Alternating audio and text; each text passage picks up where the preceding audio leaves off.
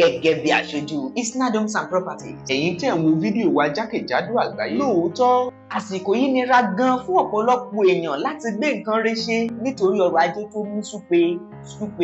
Èyí ló mú kí iléeṣẹ́ Isnad Homes and Properties gbé ìlànà kí ènìyàn ralẹ̀ kó sì tún máa rówó tó fi ralẹ̀ ju owó tó fi ralẹ̀ padà. Èyí gan ni yóò mú àdínkù bá ìyàn àti ọ̀wọ́n gógó oúnjẹ ọjọ́ iwájú. Ẹ̀yin tẹ́ ẹ wà lókè òkun gan lè ralẹ̀ kí wọ́n fi bá yín ṣiṣẹ́ àgbẹ̀ kẹ́ ẹ sì jèrè rẹpẹtẹ.